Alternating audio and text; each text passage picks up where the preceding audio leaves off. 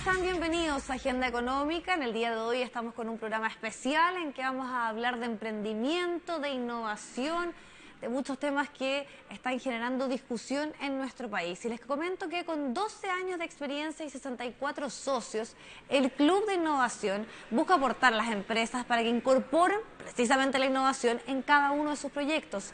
Para hablar al respecto nos acompaña Renzo Pruso, que es gerente general del Club de Innovación. Renzo, gracias por acompañarnos. Bienvenido. Bueno, muchas gracias por la invitación. Es muy entretenido estar acá para conversar de esto.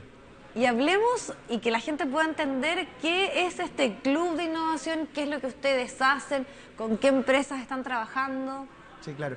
Mira, el Club de Innovación nace, como bien dijiste, hace 12 años atrás para impulsar la innovación en nuestro país. Nuestro país tiene ciertos sectores económicos que son muy fuertes, minería, forestal, y en general son sectores económicos más bien apegados a los recursos naturales. Y Chile, para dar un cambio en su estructura económica, tiene que empezar a generar innovación en esos sectores económicos. O sea, Chile efectivamente en pesca, en forestal, en minería, si nosotros logramos generar tecnología minera y exportar esa tecnología minera, el crecimiento económico sería mucho mayor. Y eso es de hecho, una de las políticas públicas que impulsan muchos de los países que han hecho esto. Si uno ve los casos de Singapur, Corea, Japón, etcétera, han invertido mucho en investigar y desarrollar nuevas tecnologías en torno a estas áreas en cada uno de sus países para después potenciar y exportar dicha tecnología.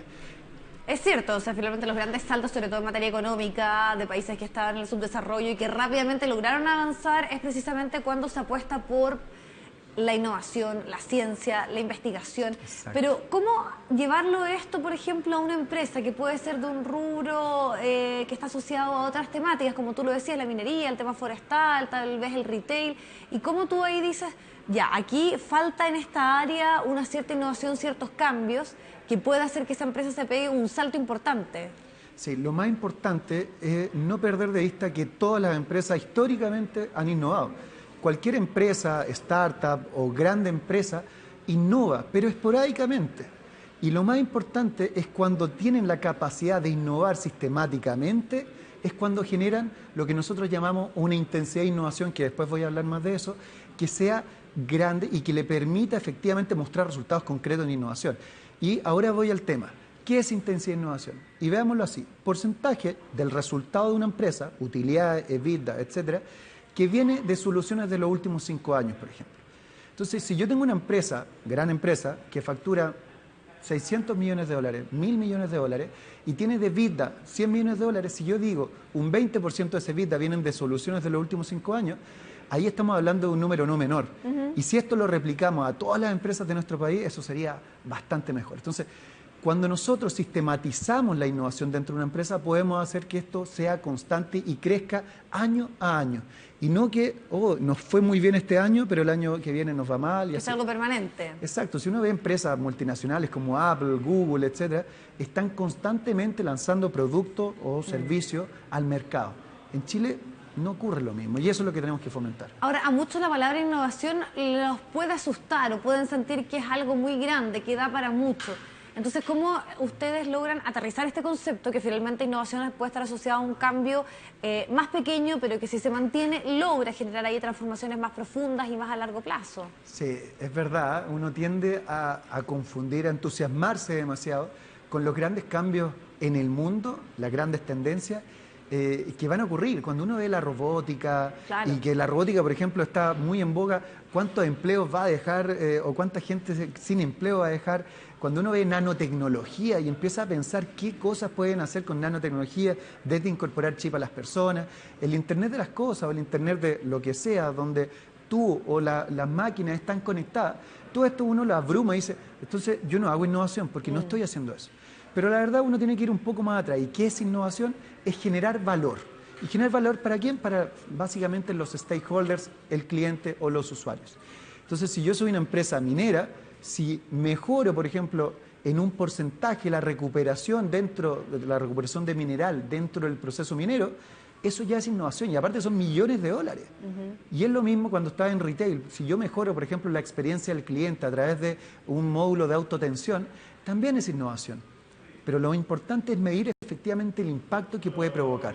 También otra cosa que deben analizar las empresas es cuánto me va a costar como empresa precisamente tener innovación, el costo, y cuánto es finalmente lo que se me va a retribuir o voy a recibir luego de hacer esta apuesta, en cuánto tiempo, porque eso también tiene que ver con ciertos plazos.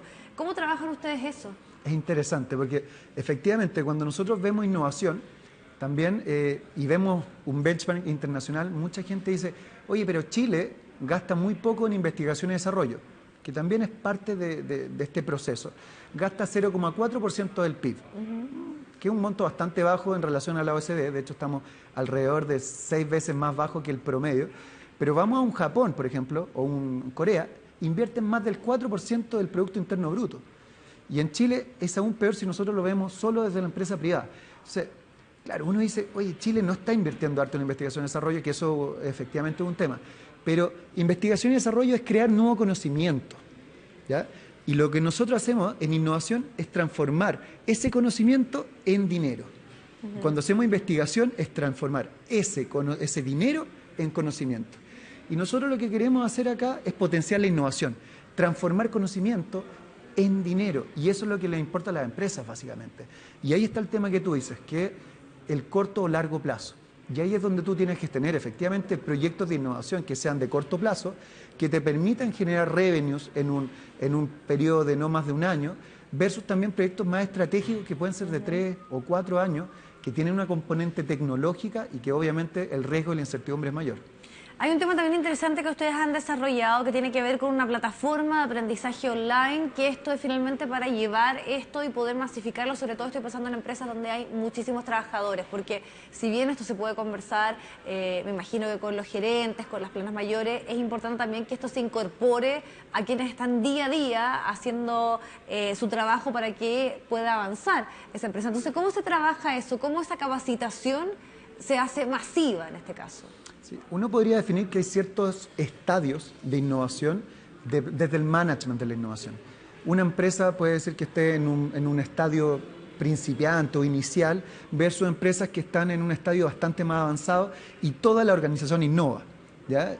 Y genera constantemente nuevos ingresos y nuevos productos por esa innovación. Pero en ese proceso intermedio es donde nosotros tenemos que ir acompañando a esas empresas y el Club de Innovación lo hace de esa forma. Entonces, una de esas es esta plataforma que nosotros le llamamos Turingu, es Turing University, y lo que busca es ser la universidad de la innovación en línea. ¿Y por qué? Porque la innovación es algo que es totalmente democrático. Cualquier persona en la organización y en nuestro país puede hacer innovación. Okay. Pero lo que hay que hacer es darle las herramientas. Y cuando nosotros vemos programas educacionales que son presenciales, el problema es que tienen un impacto que es más bien acotado.